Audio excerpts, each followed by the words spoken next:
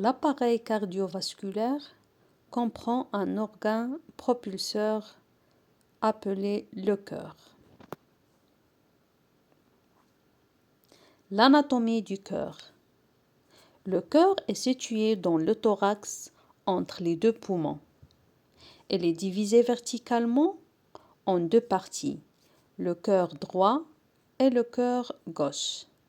Ces deux parties sont séparées par une cloison, appelée le septum. Chaque moitié du cœur comprend une oreillette en haut et un ventricule en bas. Chaque oreillette et ventricule communiquent au moyen du valve qui empêche le reflux du sang. Le sang va toujours de l'oreillette au ventricule. À gauche se trouve la valve mitrale et à droite la valve tricuspide, qui est composée de 3 parties. Voici un schéma simplifié du cœur humain. Donc, le cœur, il est composé d'une oreillette droite et une oreillette gauche, un ventricule droit et un ventricule gauche, artère pulmonaire, veine cave, veine pulmonaire et l'aorte. Voici un autre schéma plus détaillé. Donc, on a veine cave supérieure et veine cave inférieure, oreillette droite et oreillette gauche, ventricule droit et ventricule gauche, les valvules pulmonaires, la valve aortique, la valve mitrale et la valve tricuspide. Et enfin, on a l'aorte. La structure du cœur. Le cœur est formé par un tissu musculaire appelé myocarde. Il est tapissé à l'intérieur par l'endocarde et à l'extérieur par le péricarde.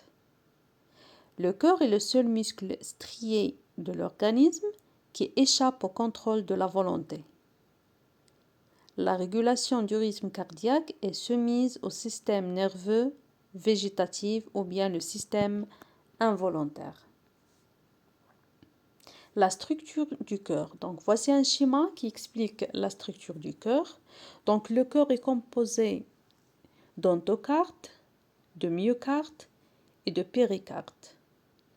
Péricarde, on a deux types, péricarde fibreux et péricarde séreux. Le péricarde séreux composé de deux feuillets, feuillet viscéral qui est épicarde et feuillet pariétal.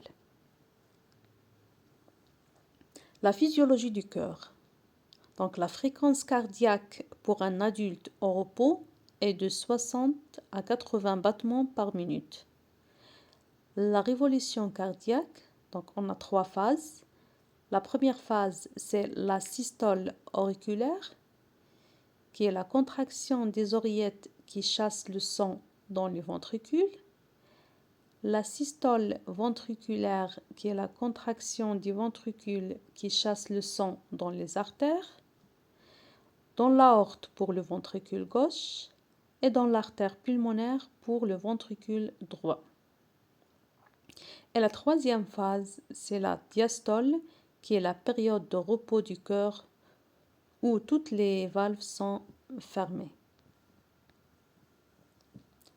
La circulation sanguine dans le cœur lors d'une révolution cardiaque, donc on a les 3 phases qui sont schématisées, la systole ventriculaire, puis la systole auriculaire et enfin la diastole.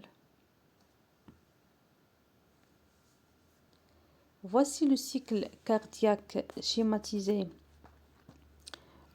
pour les 3 phases. Donc, premièrement, on a la systole auriculaire qui dure 0,11 secondes. Donc, on a la contraction des oreillettes et remplissage des ventricules. Dans ce moment, on a la fermeture des valvules auriculo-ventriculaires pour empêcher le sang de revenir, ou bien de reculer vers l'arrière. Puis on a la contraction du ventricule où le sang est chassé dans les artères. Donc c'est pendant la systole ventriculaire qui dure 0,27 secondes. Dans ce moment, la fermeture des valvules sigmoïdes. Le cœur est relâché la moitié du temps. C'est pour la diastole générale qui dure 0,42 secondes. Et dans ce moment, on a le remplissage des oreillettes. Donc la couleur rouge représente le sang enrichi en dioxygène. La couleur bleue représente le sang appauvri en dioxygène. La couleur jaune, c'est la phase de contraction, c'est-à-dire la systole.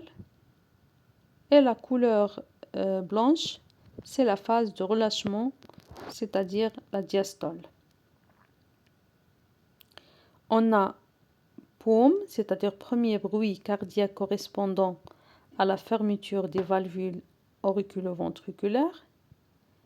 Et PAP, c'est-à-dire second bruit cardiaque correspond à la fermeture des valvules sigmoïdes.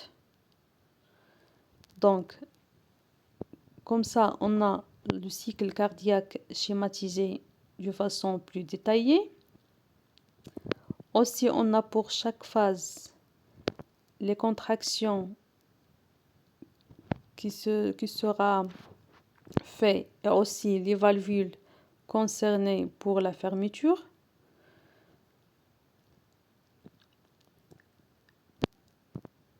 Et dans cette période se termine la révolution cardiaque.